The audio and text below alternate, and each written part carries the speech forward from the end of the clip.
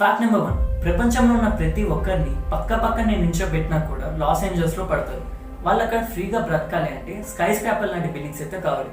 Sky scraper లాంటి buildings అంటే 40 floors కన్నా ఎక్కువ ఉన్న బిల్డింగ్స్ని స్కై స్క్రాపర్ లాంటి బిల్డింగ్స్ అంటారు. For example Burj Khalifa. ఇలాంటి బిల్డింగ్స్ అక్కడ 9.6 మిలియన్ బిల్డింగ్స్ కడితే వాళ్ళు అక్కడ ఫ్రీగా బతుకుతారు. అండ్ వీటికి కావాల్సిన ఖర్చు $14.4 quadrillion వితౌట్ జీఎస్టీ. అండ్ యాక్చువల్గా మీరు ఎప్పుడు అబ్జర్వ్ చేశారా, లాస్ ఏంజల్స్లో హాలీవుడ్ అని రాసి ఉంటుంది. ఇక్కడ చాలా ఫేమస్. అండ్ యాక్చువల్గా దీన్ని డిజైన్ చేసేటప్పుడు హాలీవుడ్ ల్యాండ్గా డిజైన్ చేశారు. ఇది టెన్సిల్ టౌన్ రియల్ ఎస్టేట్ అనే ఒక ఎస్టేట్ యొక్క యాడ్, కానీ ఇప్పుడు అది చాలా ఫేమస్ అయింది అక్కడ. Fact number 2. కెనడాలో ఉన్న కొన్ని నేషనల్ పార్క్స్ కొన్ని కంట్రీస్ సైజ్ కన్నా పెద్దవి. మొత్తం కెనడాలో 48 నేషనల్ పార్క్స్ ఉన్నాయి. అందులో వుడ్ బఫెలో నేషనల్ పార్క్ అనేది మొత్తం 45,000 square kilometers సైజ్ అయితే స్విట్జర్లాండ్ యొక్క మొత్తం సైజ్ 41,000 square kilometers. అయితే మొత్తం కెనడాలో ఉన్న చిన్న నేషనల్ పార్క్ ఏది అంటే 13.5 square kilometers. అండ్ ఇక్కడ వాటర్ ఫాల్స్, బీచెస్ అనేవి చాలా ఫేమస్. Fact number 3. ఇరాక్లోని బుక్ మార్కెట్స్లో ఉన్న బుక్స్ అన్నింటినీ స్ట్రీట్ సైడ్ వదిలేస్తారు. ఎందుకని వాళ్ళని అడిగితే దొంగలించేవాడు ఎవడు చదవడు, చదివేవాడు ఎవడు దొంగలించడని వాళ్ళు చెప్తారు. సో ఇది ఒక రీజన్ కావచ్చు. వాళ్ళ లిటరసీ రేట్ వచ్చేసి 85% ఉంటే, వేరే మన ఇండియా లిటరసీ రేట్ వచ్చేసి 74%. Fact number 4. మనం రోజు యూజ్ చేసే products like Axe, Sunsilk, tube, Taj Mahal ఇలాంటి ప్రోడక్ట్స్ అన్నిటికీ పేరెంట్ కంపెనీ యూనిలివర్. చాలామంది యూనిలివర్ అనే కంపెనీ మన ఇండియా అనుకుంటారు, కానీ ఇది ఒక బ్రిటిష్ డచ్ మల్టీనేషనల్ కంపెనీ. దీని లోగో మీరు ఎప్పుడైనా అబ్జర్వ్ చేస్తారా, యూ ఆకారంలో ఉంటుంది. దీన్ని చాలా జాగ్రత్తగా అబ్జర్వ్ చేస్తే దీంట్లో ఇవన్నీ కనిపిస్తాయి.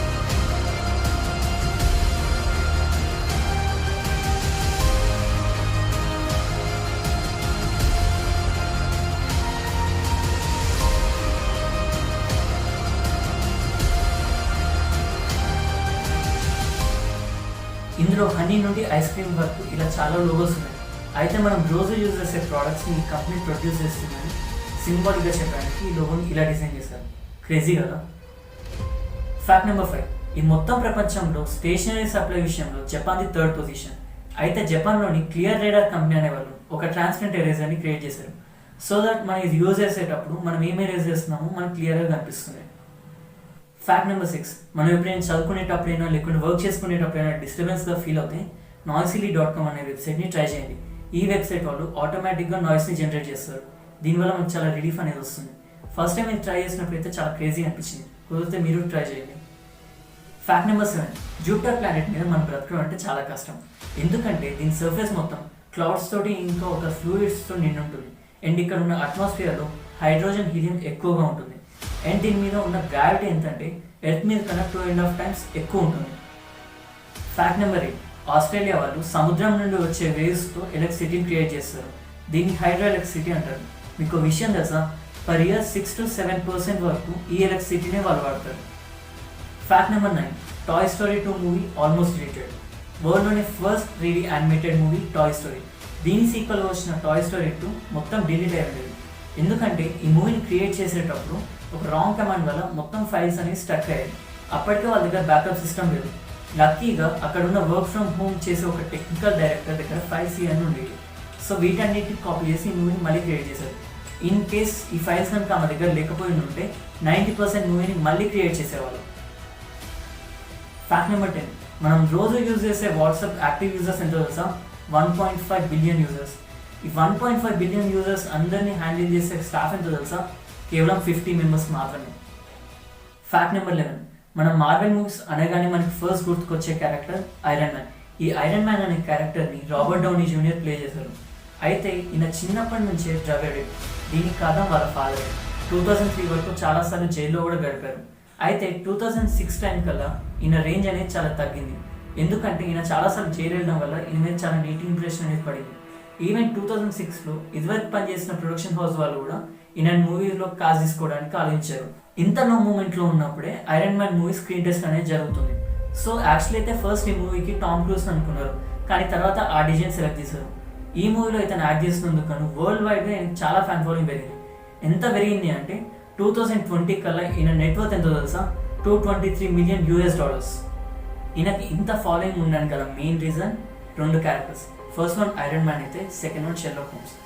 ఎవరైతే ఆర్డీజీ ఫ్యాన్స్ ఉన్నారో కామెంట్ సెషన్లో ఐ లవ్ ఆర్డీజీ 3000 అని టైప్ చేయండి. Fact number 12.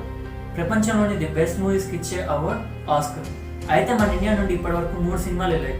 అయితే అందులో ఫస్ట్ వన్ సలాం ముంబై, మదర్ ఇండియా, ఇంకా లగాన్. ఈ లగాన్ మూవీ వచ్చేసరికి ఫస్ట్ టైం షారుఖ్ ఖాన్కి వెళ్ళింది. కానీ షారుఖ్ ఖాన్కి ఈ స్టోరీ నచ్చకపోవడంతో అమీర్ ఖాన్ చేశాడు. ఫ్యాక్ట్ నెంబర్ 13, మనం రోజు యూజ్ చేసే వర్డ్ ఓకే దాని ఫుల్ ఫామ్ ఏంటో తెలుసా? ఆబ్జెక్షన్ కి. ఇంకా మనం ఇమోజీస్లో నమస్తే అని ఇలా ఉంటుంది, కానీ దీని యాక్చువల్ మీనింగ్ వచ్చేసి హైఫై. కానీ ఇప్పుడైతే చాలా వరకు దీన్ని హైఫైకి ఇంకా నమస్తేకి వాడుతున్నారు. ఫ్యాక్ట్ నెంబర్ 14, చాలా కంట్రీస్లలో ఏదైనా ప్రోడక్ట్స్ని ప్యాక్ చేయాలి అంటే ప్లాస్టిక్ బ్యాగ్స్ని యూజ్ చేస్తారు. కానీ థాయిలాండ్లోని సూపర్ మార్కెట్స్లలో బనానా లీవ్స్ తోటి ప్యాక్ చేస్తారు. సో దట్ ప్లాస్టిక్ వేస్ట్ అనేది చాలా తగ్గుతుంది. And at the same time ప్రతి ఇయర్ థాయిలాండ్లో మంకీస్ ఫెస్టివల్ అనేది జరుగుతుంది. ఇది అక్కడ చాలా ఫేమస్ కూడా. ఫ్యాక్ట్ నెంబర్ 15, ప్రపంచంలోనే 3rd లార్జెస్ట్ హోటల్ అయిన బుర్జ్ అల్ అరబ్ అనే హోటల్లో ఒక నైట్ మనం స్టే చేసినప్పుడు వాళ్ళు 24 క్యారెట్ ఉన్న ఐప్యాడ్ మనకి ఇస్తారు వాడుకునేందుకు. And at the same time ఒక నైట్ అక్కడ స్టే చేయాలంటే మనం ఎంత పే చేయాలో తెలుసా? 1,20,000 రూపాయలు మాత్రమే. ఫ్యాక్ట్ నెంబర్ 16, జపాన్లో ఇంకా స్కాట్లాండ్లోని కొన్ని ఏరియాస్లో నైట్ అప్పుడు బ్లూ లైట్స్ వేస్తారు. సో దాని మీనింగ్ ఏంటి అంటే క్రైమ్ రేట్ అనేది చాలా తగ్గిందండి. జపాన్లోని ఇప్పటికే ది లోయెస్ట్ క్రైమ్ రేట్ అనేది నమోదైంది. ఎందుకు అంటే వాళ్ళు అక్కడ క్రైమ్ రేట్ తగ్గించేందుకు చాలా రూల్స్ అనేవి ఎక్కువ పెడతారు. లైక్ అక్కడ 175 మెంబర్స్లో ఒక్కరికే గన్ ఉంటే యూఎస్లో 3 ఒకరి దగ్గర గన్ ఉంటుంది. ఇంకా అక్కడ ఎగ్జామ్స్ కూడా చాలా టఫ్, అంటే ఒక గన్ క్యారీ చేసేందుకు ఎగ్జామ్స్ ఉంటుంది. ఇంకా ఒక జీపీఎస్ లొకేషన్ అనేది మనం ఎప్పటికప్పుడు చెప్తూనే ఉండాలి. ఇంకా జపాన్ వాళ్ళు ఆర్టిఫిషియల్ ఇంటెలిజెన్స్ యూజ్ చేసుకొని అక్కడ ఉన్న క్రైమ్ రేట్ని తగ్గించడానికి ట్రై చేస్తున్నారు. ఈ ఏఐ అనేది ఏం చేస్తుంది అంటే ఎక్కడైతే ఎక్కువ క్రైమ్ రేట్ ఉంటుందో ఎందుకు జరుగుతుంది, ఎలా జరుగుతుంది అని అనాలిసిస్ చేసి వాళ్ళకి ఒక రిపోర్ట్ అనేది ఇస్తుంది. సో దీన్ని యూజ్ చేసుకొని వాళ్ళు క్రైమ్ రేట్ అనేది తగ్గించారు. కేవలం ఏఐ యూజ్ చేసుకొని 25% క్రైమ్ రేట్ తగ్గిందని మీరు నమ్ముతారా? ఫ్యాక్ట్ నెంబర్ 17, విరాట్ కోహ్లీ ఏదైనా ప్రోడక్ట్ గురించి అడ్వర్టైజ్ చేయాలంటే లైక్ ఒక ట్వీట్ చేయాలంటే 2.5 crores అమౌంట్ తీసుకుంటాడు. కొంచెం ఎక్కువైంది అనిపించింది కదా, కానీ దీనికి రొనాల్డో 6.2 crores అమౌంట్ తీసుకుంటాడు లైక్ ఒక్క ట్వీట్ చేసేందుకు మాత్రమే. ఫ్యాక్ట్ నెంబర్ 18, ఏదైనా ఒక మాల్లో ఒక సెక్యూరిటీ కావాలనుకుని సెక్యూరిటీ గార్డ్స్ ఉంచుతారు.